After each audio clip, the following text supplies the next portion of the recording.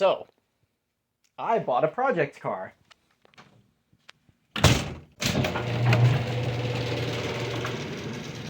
For the last 6 years, I've been driving my first car. This is my 2008 Hyundai Azera, and I love this car. Now, the Azera, well, it's not a bad car. I actually love this thing, and even though you don't see a lot of them on the road, most people that own one would probably tell you it's a great car.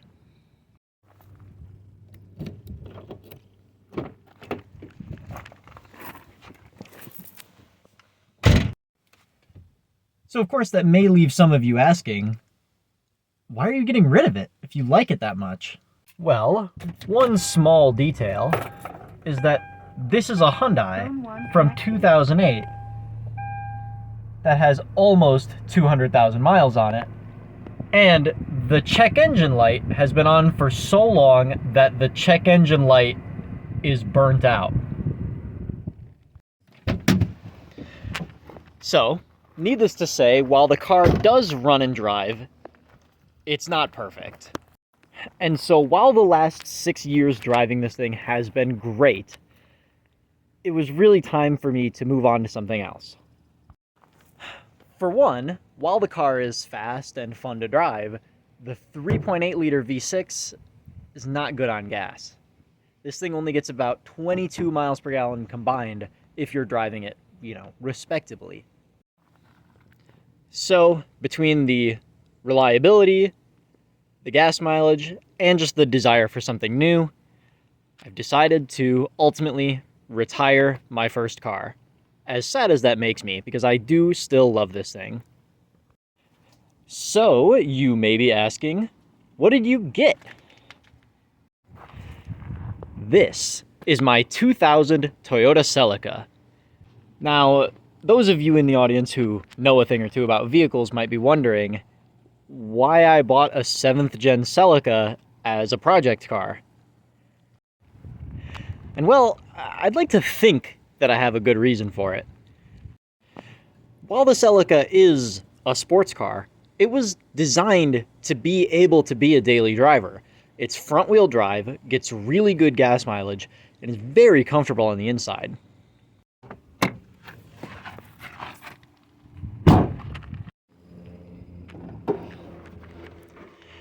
On top of all of that, the 1ZZ-FE engine that sits under here, which is an inline 4-cylinder, is the same that's found in similar year Toyota Corollas.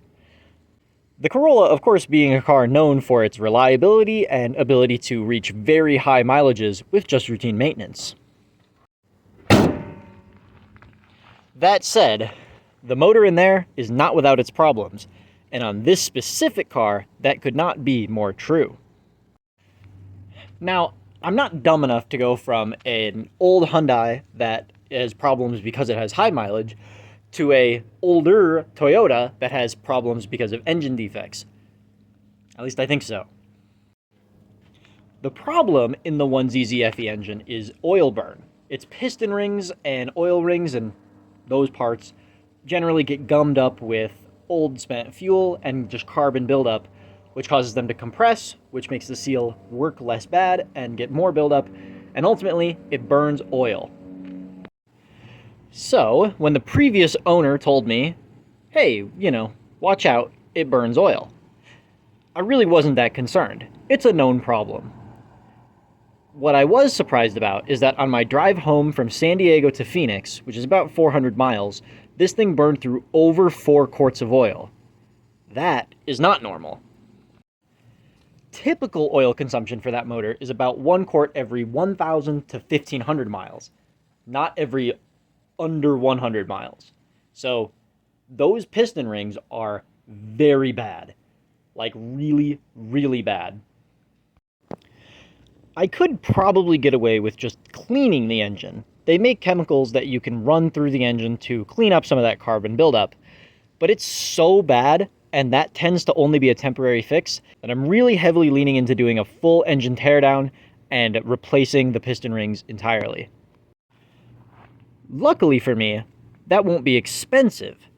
Unluckily for me, that will be a lot of work. engine teardowns, as I'm sure most of you know, aren't exactly a cakewalk. Not exactly something that I'm excited to do. But I am excited to have a car that runs and drives without burning up $20 of oil every time I want to take it anywhere. So, other than that, the only other issues are that it has no air conditioning, which, granted, in Phoenix, Arizona, is kind of a problem, and the oil gauge is not reading properly. So, some sensor is going to need to get cleaned out with that. Other than those issues, the car is mechanically perfect. Which, okay, granted, those are some pretty, significant issues, but as I said, hopefully they won't be too expensive to fix. Once I get those done with, assuming I'm not completely broke, I'm going to try and repaint the entire car. I'd like to do it myself because paint jobs are horrendously expensive, and I don't really care if it's perfect, just as long as it's good enough, or better than it is right now. There is no shortage of scratches, and especially the hood is very noticeably not good. Other than that, some cosmetic things are that this car was in a front-end collision, a minor one, but a front-end collision that seems to have caused some panel gap in this. I believe this is a new bumper, but there's some pretty severe panel gap here on the headlights. But the previous owner installed these headlights, and I have a feeling that he may have installed them not perfectly, because they're not sitting totally right. So I might end up replacing these entirely. They're very, very dim. But I also might be able to just fix that with better bulbs, so we'll see. Other than that, some panel gaps, some paint, maybe some headlights, and this car is going to clean up pretty nicely. Now, of course, the ultimate kicker, and the reason why I bought this car, is that it has only 103,000 miles on it, which is really good for not only a 24-year-old car, but a car that routinely finds itself being sold with over 200,000 miles, and honestly even surpassing 300,000 sometimes. So with any luck, another, $1,000 of investments into this car, and it'll be cleaned up, looking great, and driving great, and last me for a long time. Of course, I'm sure all of you know that car builds rarely go to plan. So, we'll see how that turns out in the long run. Until then, though, we've got a pretty solid plan down. There's only one minor issue with that plan. My garage is a wreck. My dad and I recently moved into this house and kind of just piled everything in the garage. But now we need this, so trash is going to have to get trashed. Other stuff is going to have to get moved into storage, but hey, we'll get that done. So, what better way to start off the first episode of this car build series than with a garage cleaning time lapse?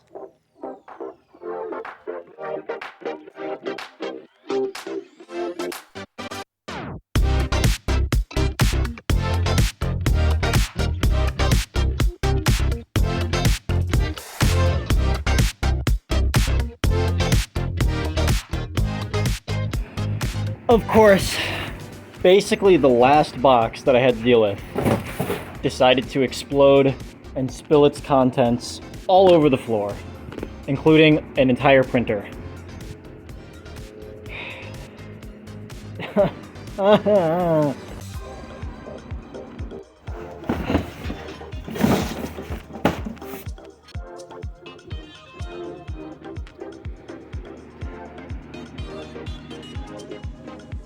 That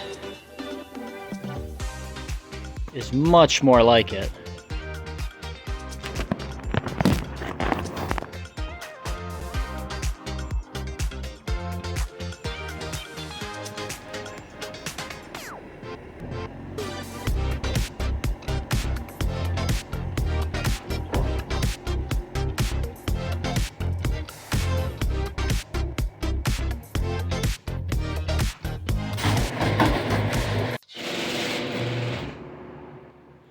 Well, unfortunately, the Kia is too long.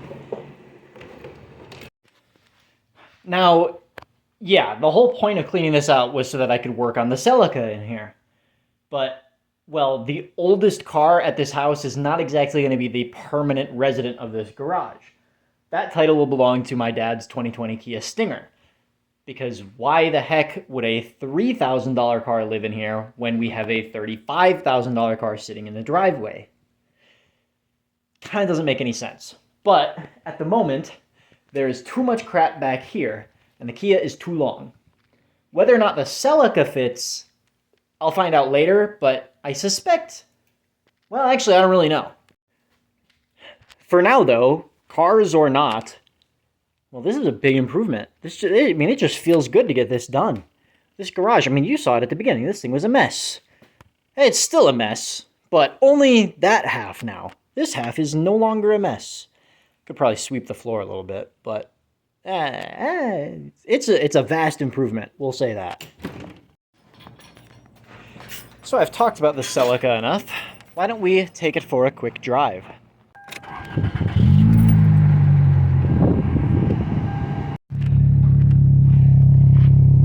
So that's one thing that I didn't mention. It has an exhaust on it, which is part of why I decided to buy it. Basically, I considered doing an exhaust myself down the line, but because it has to be a catback exhaust. Here in Arizona, we have emissions regulations, so it can't, remove the cat. And I figured, well, there's no performance benefit, it's expensive, I probably won't do it just to make the car sound better. And it was already done for me, so I said, well, all right, I would take that, and so I did. And I don't know if you can tell, but the noise inside the car is great. This car has amazing sound deadening, so there's like no road noise and just a little bit of a hum from the exhaust when you're driving. It's great. But why don't we go ahead and get going? I just can't get enough of driving this car. It's awesome.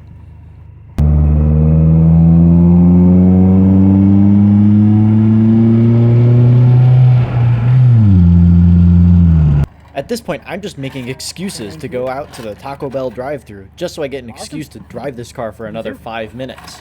I'm definitely not excited to tear it apart because, well, I want to keep driving it, but I want to keep driving it at its best, not with it burning a ton of oil.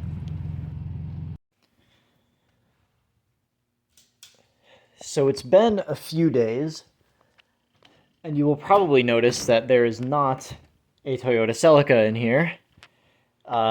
Also, some of the stuff from here is gone, but it's still not enough. There's still...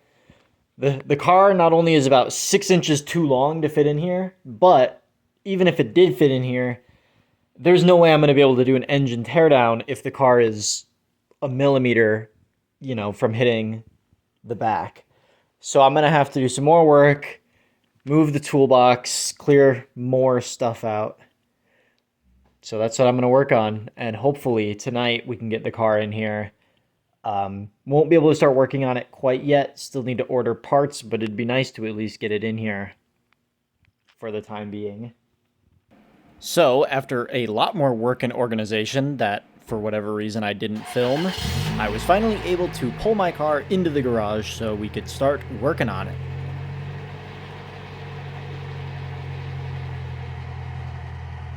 Of course, after I got it into the garage, I looked at the driveway and saw something a little bit concerning. Of course, as I was very triumphantly pulling my car into the garage, I noticed in the driveway she made a bit of a stinky.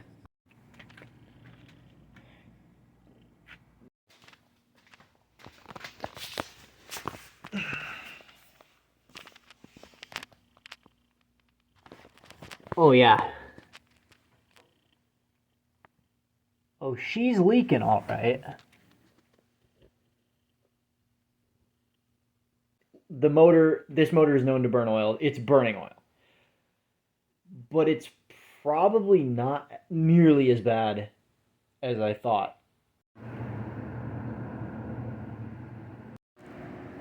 God damn it.